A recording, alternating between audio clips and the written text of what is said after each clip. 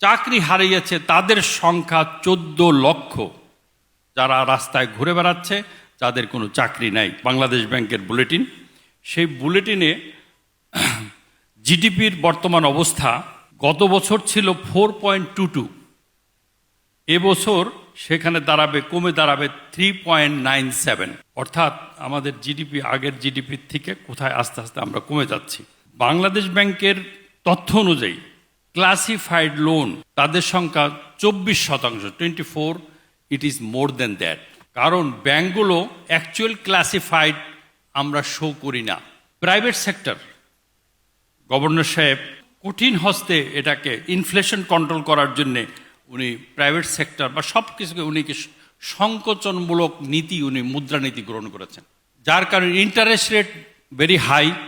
আর interest rate হাইয়ের কারণে কিন্তু private sector বড় করতে পারে নাই।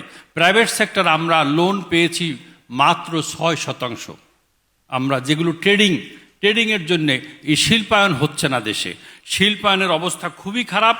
এখানে গত বছর তো কম হয়েছে ক্যাপিটাল মেশিনারি আমদানি, এবছর কিন্তু 26% কম আমদানি হয়েছে আর গত বছরের তুলনায়।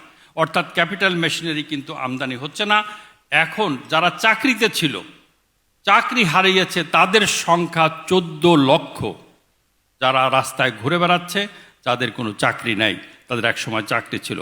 আর প্রতি বছর 30 লক্ষ লোক চাকরিতে আসে নতুন করে।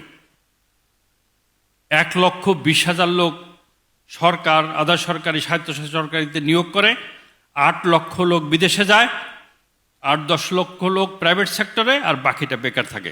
প্রাইভেট সেক্টরে নতুন করে কোনো বিনিয়োগ হচ্ছে না, আর যার কারণে এমপ্লয়মেন্ট হচ্ছে না, আনএমপ্লয়মেন্ট রেট বেড়ে যাচ্ছে। হানিফ সাহেব, আমাকে একটু যদি সময় চলে যায় আমাকে বলেন। সরকার পরিচালনা করছেন, সরকার কিন্তু রেভিনিউ থেকে তিনি সব কিছু করতে পারছেন না। সরকার ব্যাংক থেকে লোন করছেন, সরকারি কর্মকর্তাদের বেতন বলেন, যাই কিছুই বলেন, 27% লোন করেছে সরকার ব্যাংক থেকে, তার পরিমাণ 27%। আমাদের একটু ভালো দিক হচ্ছে রপ্তানি প্রবৃদ্ধি 7%, এবং ওয়েজ আর্নার একটু ভালো অবস্থায় আছে, 26% দেখা যাচ্ছে। গত বছর ওয়েজ আর্নারটা ভালো করেছে আর রপ্তানি, আর সমস্ত ইন্ডিকেটর কিন্তু নেগেটিভ। এখন আমার দেশে বিনিয়োগ হচ্ছে না, কর্মসংস্থান হচ্ছে না।